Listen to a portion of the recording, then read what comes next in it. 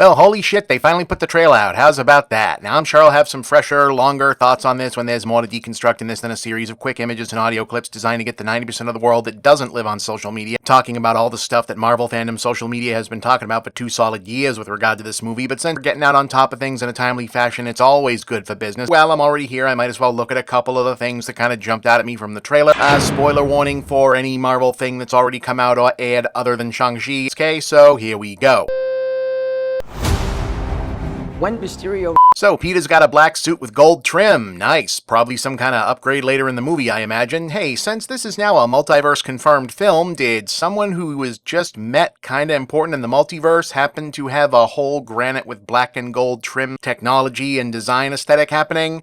Me. I've been dubbed many names by many people. Yeah, thought so. Was some of that technology also kind of liquid, shape-shifty, nanotech-esque in nature? Each variant fighting to preserve their universe and annihilate the others. That first variant encountered a creature. Yeah, thought so. Remind you of anything that Spider-Man tends to get involved in when he gets off-world and changes his costume? Guess we'll find out. Strange. Don't cast that spell. I won't. The entire world is about to forget that Peter Parker is Spider-Man. Wait, everyone? Can't some people still know? That's not how the spell works. So MJ's gonna forget it. Oh my god, Ned. Oh, my Aunt May should really know. Stop talking! Doctor Strange acting kind of out of character here. I know a lot of people are thinking maybe he's messing with him to teach him something, or maybe we're doing one more day and this is finally Mephisto, and sure, both possibilities, second one probably less so.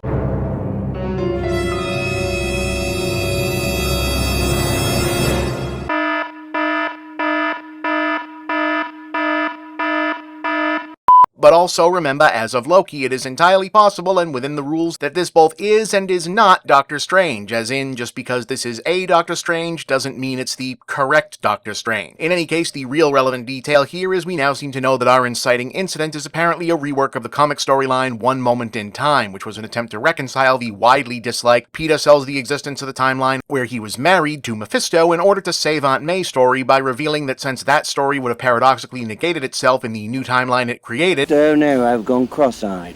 in that timeline, Peter got Doctor Strange to help him, but also tried to cheat the forgetting spell so that Mary Jane could remember with him anyway, only for the final twist to reveal that it was actually Mary Jane herself all along, not Peter, who actually willed the forgetting spell into being in order to finally free both of them from all the danger their relationship had brought them. In other words, everyone stopped being mad at Spider-Man for being selfish, we retconned it so that it was his wife's idea actually all along.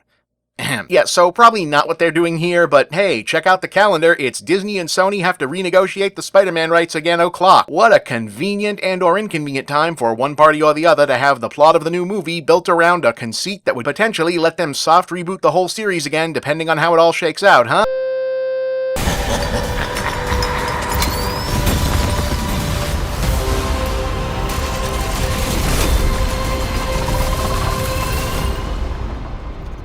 Hello, Peter. And yes, worst kept secret in superhero movies is no longer kept. That's the original Doc Ock. That sure sounded like Willem Dafoe's Green Goblin laughed, and that's definitely Willem Dafoe's Green Goblin pumpkin bomb. Also looks like we might have seen a version of that somewhere before now over the summer.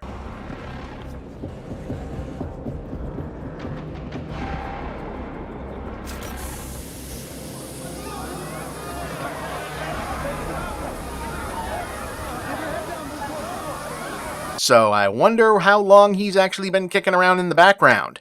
Before you tell me that's a stretch, keep in mind the following. In the comics, Norman Osborn's Green Goblin stayed dead from the death of Gwen Stacy's story all the way up through his big return in the late 90s as part of the Clone Saga resolution. So about 25 years of comic books, but that very resolution, in order for him to work out his role in the story as the plot device that's going to help us wrap up this terrible story, ended up rewriting his character from a basic crazy rich guy supervillain to a master strategist Lex Luthor level ultra criminal. criminal who can not only do super science, but also black magic and shield Hydra, etc. espionage stuff, which was really stupid at the time, and so was everything else, but also useful eventually because it turned out having a character like that who also sometimes goes nuts and does Green Goblin things can be good for Marvel stories that aren't also themselves hot garbage. Specifically, he's a recurring key player in the modernized versions of Thunderbolts and Dark Avengers, which it really looks like they're already building to in the very near future, and why would you waste the opportunity to have Willem Dafoe Skype into as many of your movies and yell at the other bad guys as often as you can? Like I said, we'll see if I'm right. Anyway, I'm Bob, and that's the big picture.